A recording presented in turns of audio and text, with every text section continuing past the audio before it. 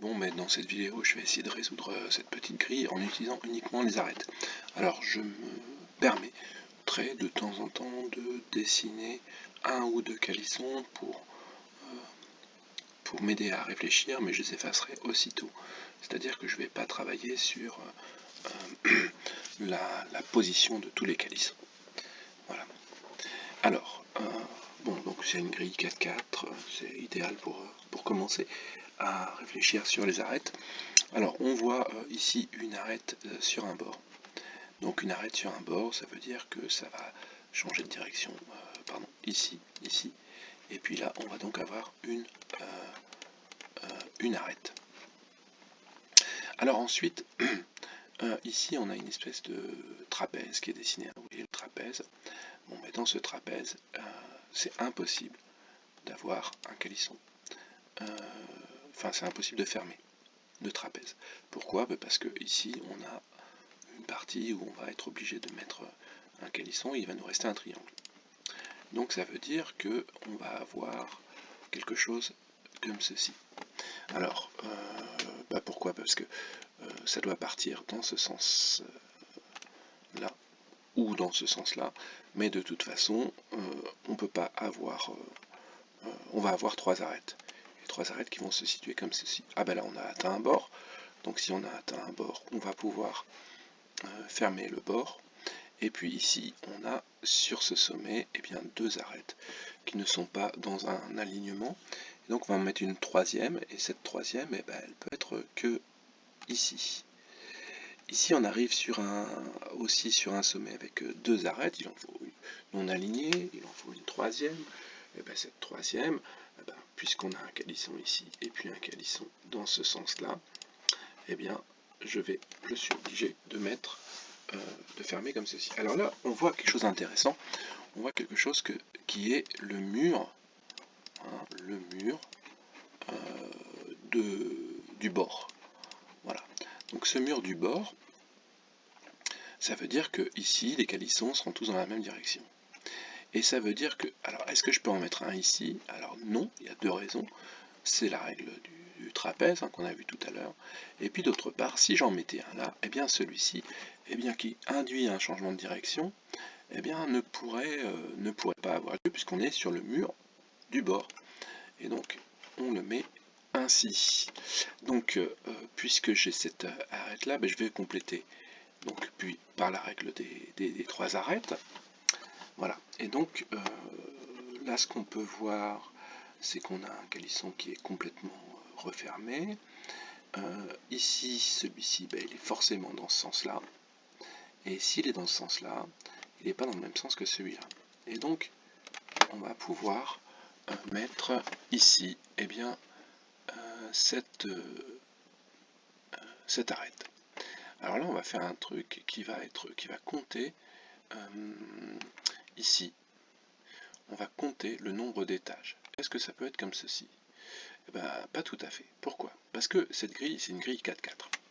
Et si on compte les étages, on va en avoir 1, 2, non, enfin, 0, 1, 2, et puis ici 2, plus 2, donc ça va faire 4. Si je mets ça, ça veut dire que ça va faire 5. Alors, c'est plus grand que le mur. Je ne peux pas poser 5 étages de caisse. Et d'autre part, si j'avais continué, j'aurais obtenu ici, je pense qu'il y a un nombre impair dans cette zone fermée. Donc, ça veut dire que forcément, on a un étage qui est ici. Cet étage, il est fermé par ce calisson, et donc on va avoir quelque chose comme ça.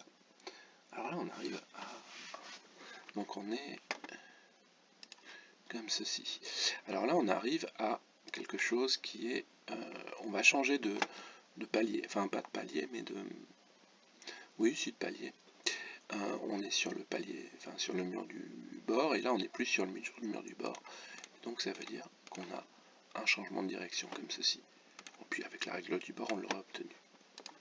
Ok. Ici, sur ce sommet, on va avoir, on a 4 arêtes.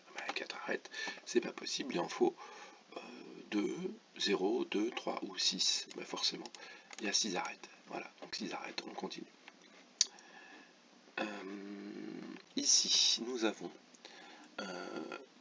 on est ici sur le palier du haut, hein, on est sur le palier du haut, et un changement de direction. Bon, ben voilà. Et donc là, tout ça, c'est sur le palier du haut, hein, forcément. Sur ce sommet, on a un changement de direction.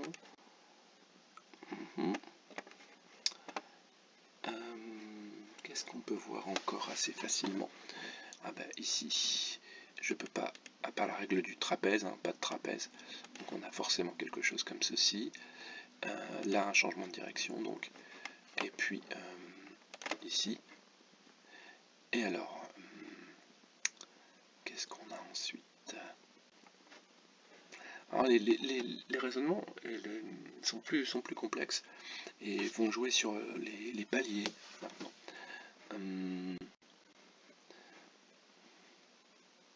Et puis, qu'est-ce qu'on va avoir encore? Ah, est-ce que je peux avoir quelque chose comme ceci? Ah non, parce que là, on va avoir un trapèze qui va apparaître. Donc, forcément, comme ceci. Et puis, puisque là, on a un changement de direction, on va avoir un changement de direction. Une troisième arête. Ah, puisqu'on a ceci. Alors, est-ce que je pourrais avoir ça? Non. Alors, donc là, c'est la troisième arête qui part d'un sommet. Alors, est-ce que je pourrais avoir ça? Non, je pourrais pas avoir ça, parce que si je mets ça, hop, ben là, je suis plus sur le palier du haut. Donc, forcément, ça va faire quelque chose comme ça. J'arrive à un bord, ok, j'arrive à une intersection, il y en a une troisième. J'arrive à un bord, et voilà. Et puis ici, ici, je peux mettre un calisson. Donc normalement je finis. Là j'en mets un. Et donc là, bah forcément, on est sur le mur du bord. Voilà. Donc là c'est je complète les trois. Alors si je ne peux pas compléter ici parce que là je vais obtenir un trapèze. Donc je vais obtenir ceci, ceci. Là le troisième. Alors est-ce que je peux l'avoir comme ça? Non. On va avoir un nombre impair de calissons. Est-ce que je peux l'avoir comme ça? Ben non, parce que on voit que ces deux calissons sont dans la même direction. Alors le troisième, il est comme ceci. Alors, ok. Donc là, sur ce sommet, on a à avoir une troisième arête, qui ne peut pas être comme ça, parce qu'elles sont dans la même direction, et parce que les calissons seraient dans la même direction, tac tac. Donc forcément, ok. Alors là, sur ce sommet, on a 4 arêtes. Ben, on va compléter avec 6 arêtes. Là on a 2, on complète avec une troisième, on arrive presque au bout. Alors, bon là on est sur un palier, et je peux pas en mettre un là, donc je ferme.